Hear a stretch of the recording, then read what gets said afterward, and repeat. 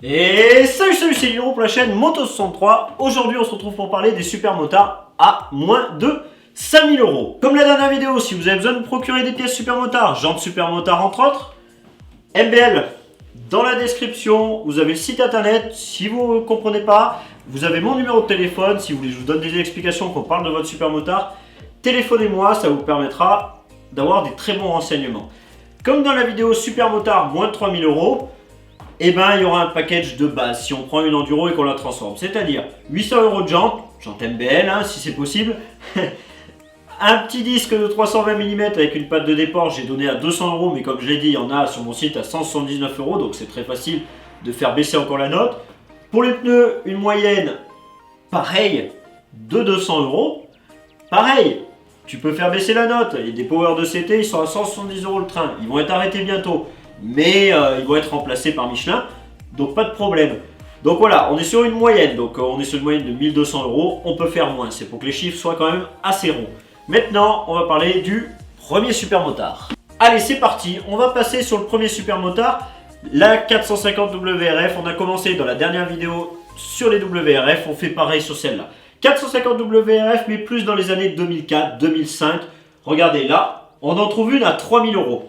3000 euros. Vous rajoutez les 1200 euros du package qu'on a fait au début, on arrive à 4002. Vous êtes largement à moins de 5000 euros. Vous pouvez même vous faire une déco. Vous pouvez même vous faire un petit kiff sur la moto. Il n'y a pas de problème. Du coup, là, on est totalement dans le budget. C'est ce que je vous disais la dernière fois. Avec 5000 euros, on est quand même un petit peu plus à l'aise pour avoir un bon petit super motard. Celle-là, la deuxième, moi, je l'ai possédée. C'est la 450 CRF HM.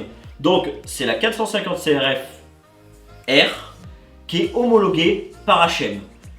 Seul point négatif sur cette moto, car je l'ai possédée, je suis capable de vous le dire, c'est la boîte. Donc si vous faites de la route avec, bah c'est un petit peu plus handicapant. Mais bon, moi je l'ai eu, je m'amusais super bien dans les balades, j'étais super content de cette bécane.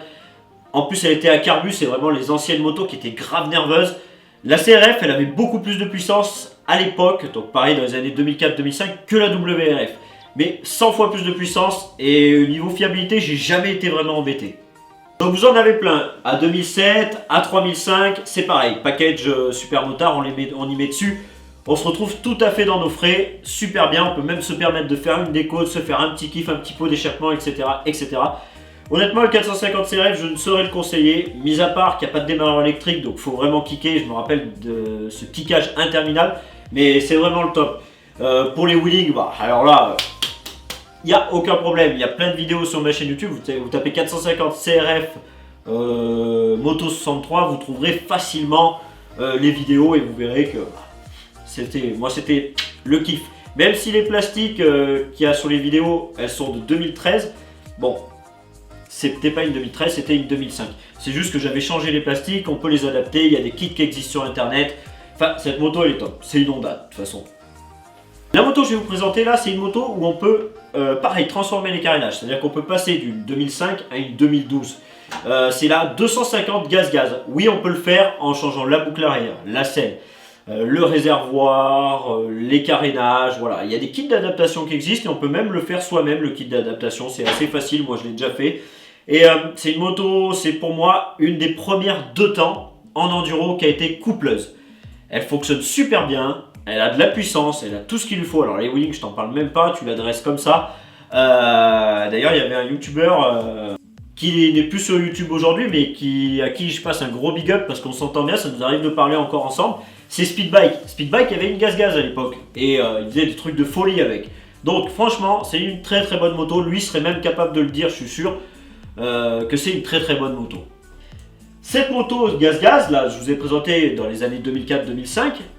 On en trouve aussi dès 2012. On en trouve à 3800, à 3500, 3200, mais bref, on reste encore quand même dans le budget. Donc c'est vraiment là, sur ce budget moins de 5000 euros, je pense que là, c'est quelque chose où on peut se faire super plaisir. Et la 2012, elle est quand même ultra belle. Je vous dis même un truc, si j'arrive à faire une bonne affaire sur un 2004-2005, je transforme en 2012, mais des gens de super motard et c'est le kiff. J'en ai un pour ce type de moto, on m'en prend très régulièrement. C'est très souvent que je fais des projets sur des gaz-gaz. Et je dirais pas que je suis le seul à avoir les pièces pour gaz-gaz, mais il n'y en a pas beaucoup qui ont fait l'effort en tout cas de retrouver tout ce qu'il faut pour faire sur les motos gaz-gaz. Et vraiment c'est plus gameplay, hein. Tu reçois, puis t'enfiles les axes et c'est parti. Hein. Là ça y est, on rentre vraiment dans les motos où on se fait un kiff.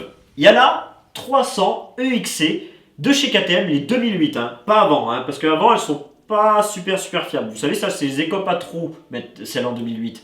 C'est l'écope où il y a les petits trous devant, etc. D'ailleurs j'en ai restauré une mais c'était en 4 temps. De toute façon j'ai même refait le moteur 4 temps, je l'ai dit dans la dernière vidéo d'ailleurs. Bon voilà, vous pouvez vous abonner, des fois je refais des moteurs, ça peut toujours servir. Cette moto, prenez-la plutôt en 300. Ça lui donne un peu plus de couple qu'en 250, mais en 250 ça fait le boulot aussi. Hein. Mais bon, privilégiez quand même le 300, autant pour le même prix, avoir un petit peu plus de couple. Surtout que le 2 temps, c'est pas la moto en général qui déborde de couple à comparer d'un 4 temps. Comme vous pouvez voir là, elle est à 3800 €. Avec le package que je vous ai dit tout à l'heure, MBL, jantes, machin, etc. On tombe encore dans les clous. C'est pas beau ça franchement. Et ça fait des motos, elles sont hyper compétitives. Rien à envier des fois à certaines 2017, hein, franchement, on est kiff-kiff. Hein. Si l'entretien a bien été fait, alors kiff-kiff, il y en a certains, ils vont me dire dans les commentaires, ah non, elles sont mieux, machin, etc. Tu prendras autant de plaisir, c'est ce que je veux dire. C'est pas, je veux pas dire que si tu fais un chrono, tu vas le battre. Et encore, honnêtement, si tu manies bien la moto, il n'y a pas tant d'écart que ça, si elles sont bien entretenues, niveau suspension, niveau moteur, etc. Au même prix, vous trouverez des 450 KTM de la même année. Et honnêtement, ça fait le boulot aussi. Du couple, tu kiffes, c'est vous qui choisissez. 4 temps, 2 temps. Par contre, pour le 4 temps, vous ne prenez pas en dessous de 2008. D'accord? Vous évitez en tout cas. La fiabilité, c'est pas super ça. Alors là, roulement de tambour. Faites entrer la Usaberg 450, moteur vertical, moteur indestructible. Je pense que dans les commentaires, on pourra vous dire que cette moto, elle était indestructible. J'en ai changé des pistons sur ces motos et elles étaient indestructibles. C'est un truc de fou. À chaque fois que j'ouvrais le moteur, il n'y avait jamais rien. On se demandait pourquoi on changeait le piston. D'ailleurs, cette paire de jantes là, elle irait bien avec les Usaberg. Mais bon, bref, petite promo. Hein. Non, franchement, sans rigoler, c'est une moto, elle est hyper bien. En plus, les prix sont pas très élevés. 3200 €, 3400. On est vraiment sur des très bons prix pour la moto que c'est. Alors, il y a un petit bémol à tout ça, bien sûr. Hein. On ne pouvait pas avoir une moto parfaite. Pour retrouver les plastiques, c'est une galère de malade. C'est vraiment une galère de malade. Pour trouver les pièces moteurs, nickel. Franchement, ça va. Au niveau fourche, suspension, etc. Mais pour les plastiques, tu as intérêt à pas te manger. Parce que je crois que le kit plastique, il a plus de 200 balles. D'ailleurs, autour des Usaberg, il y a vraiment une vraie communauté. Eux pourront vous le dire. J'espère qu'il y en aura en commentaire qui viendront le dire. Mais bon, c'est une moto fantastique. Je ne l'ai jamais possédée et j'aurais adoré la posséder. Allez-y les yeux fermés. Un entretien qui est vachement espacé. Une moto fiable. Une moto bien, une moto performante, une moto agile. Elle est un petit peu plus lourde qu'un 450 KTM, mais vous avez une moto d'exception. Voilà. Certains ne seront pas d'accord avec moi, hein. Mais personnellement, je kiffe. Là, on revient au classique. KTM directement en supermotard 660 LC4. C'est presque la dernière qu'ils ont fait avant le 690 qu'on connaît aujourd'hui. Elle est à 4000 €, à 4200 directement en supermotard. Si tu as un budget de moins de 5000 €, t'es dedans, t'es dans les clous. C'est directement en supermotard, t'as pas de problème avec les assurances, rien. C'est parfait. Fiable en plus, elles font des kilomètres. Donc franchement, rien à dire de spécial sur cette moto, ça y va. On repasse un petit peu sur nos petits trails, on n'en avait pas beaucoup vu dans les moins de 5000 €. La 660 XTX, décidément, je vais citer Ride Addiction à chaque fois que je parle de mes vidéos, parce qu'il adore les anciennes supermotards comme ça. Pareil, il la possède, j'ai refait un moteur d'ailleurs de cette moto là. Et c'est une moto qui est très bien constituée, qui fonctionne très bien. Ah, je vois que j'ai un appel d'un client. Je le rappellerai juste après la vidéo. Pour les tarots, ça va, c'est vraiment large. Il y en a à 3500 €, il y en a à 4700 €. Ça reste de très bonnes motos, mais typées assez trail. Si je voulais vraiment un super motard pur sang, j'irais plutôt vers le début de la liste que je vous ai donnée. Après, c'est à vous de voir. Si vous voulez un super motard avec vraiment pas beaucoup d'entretien, prenez ça. Ça fait des wheelings sans problème, hein, si vous posez la question, ça marche super bien. on n'est pas sur du super motard pur sang. Si vous voulez vous faire une petite session de piste de temps en temps, bah, c'est peut-être pas la moto qu'il vous faut. Vous aurez une autre moto qui est beaucoup critiquée, qui est pas forcément aimée dans le super motard. D'autres adorent, il y en a qui la possèdent. La SWM 500 super motard. Directement super motard. Pour moi, la seule chose qui pêche sur ces motos, ça sera pas le moteur, parce qu'elles ont un moteur plutôt pas mal, je trouve. C'est pas les 500 modernes d'aujourd'hui. On est d'accord, c'est pas un 501 Husqvarna qui déboîte. Ou un KTM, c'est sûr, hein, c'est pas la 501 d'aujourd'hui.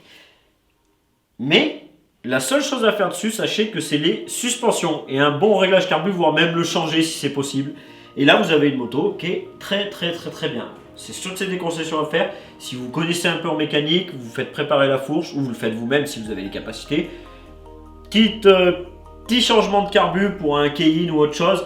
Mais voilà, c'est juste ça. Il faut quelques connaissances en mécanique. Mais après, ça peut faire une très bonne super motard si vous avez un coup de fusil. Au prix où je vous donne, vous aurez aussi des 400 DRZ. Alors, il n'y en a pas beaucoup à ce prix-là. Alors, on fait gaffe, mais 400 DRZ, c'est pas mal. Vous pouvez les transformer en super motard. Il y a le modèle aussi, le RSR, mais le RSR est souvent hors budget parce qu'il est un petit peu plus puissant. Si je ne me trompe pas, c'est un modèle importé des États-Unis. Ça reste quand même une moto typée trail. On reste sur une moto quand même avec une architecture typée trail. Mais c'est une moto qui a quand même assez de pêche. Entre la RSR et la DRZ, il me semble que c'est un arbre à cames qui change. Dans les commentaires, vous pourrez me le dire si vous le savez. J'ai pas étudié le sujet, mais il me semble que c'est ça. Hein. Vous avez aussi la 501 TE Husqvarna 2008. Ça, c'est une très bonne bécane. C'est une très bonne bécane. On l'a vu assez souvent sur des circuits. Je me demande même si elle n'a pas gagné une fois en championnat de France. C'était pas la 501, c'était la 450. Mais il me semble, je me demande même si elle n'a pas gagné une année dans les années 2008, 2009, 2010. Là où. À confirmer, je suis pas sûr de mon coup. Mais c'est une très bonne moto. Vous la montez en super motard, c'est parti. Les prix sont plutôt bas. Donc ça vaut encore le coup. Ça vaut encore le coup. Les plastiques se trouvent assez facilement. Les pièces moteurs encore assez facilement puisqu'ils sont réutilisés pour certaines marques. Je ne vais pas donner le nom des marques, mais pour des motos un petit peu plus routières. Cette vidéo touche à sa fin. J'espère qu'elle vous aura plu, que vous l'aurez appréciée. Dites-moi dans les commentaires la moto que vous avez préférée, vous aimeriez avoir si vous avez un budget de moins de 5000 €. Si vous avez des connaissances sur certaines motos, des choses que j'aurais pas dit, on balance en commentaire. Les meilleurs commentaires, je les épingle. Comme ça permet aux gens de les retrouver, de regarder un petit complément de la vidéo. J'espère que la vidéo vous aura plu. On aura un petit peu pu voir des motos un petit peu mieux qu'à moins de 3000 €, parce que moins de 3000 €, c'est pas beaucoup pour un super motard. Mais on a quand même arrivé à en trouver. Moins de 5000, on a pu se faire un petit peu plaisir. On a des motos un petit peu plus récentes, un petit peu plus compétitives par rapport à celles d'aujourd'hui. On rappelle qu'on roule sur la route et qu'on n'est pas sur les modèles pistes là. Donc, faut pas commencer à venir dire dans les commentaires « Ouais, mais moi, je te dis, pour piste, il y a celle-là, et tu parles pas de la piste. » On fera une vidéo spécialisée pour la piste où on englobera vraiment tout. C'est-à-dire qu'on englobera les moins de 3000, moins de 5000, etc. Parce qu'il y a moins de motos. Donc c'est pour ça que je ferai une vidéo spécialisée pour ça. Là, on s'est vraiment fait plaisir. Bref, on se retrouve très prochainement pour parler de super motard. Et si la vidéo vous a plu, vous n'oubliez pas de mettre un petit pouce bleu pour le travail effectué. Ça me fera super plaisir. Allez, bye!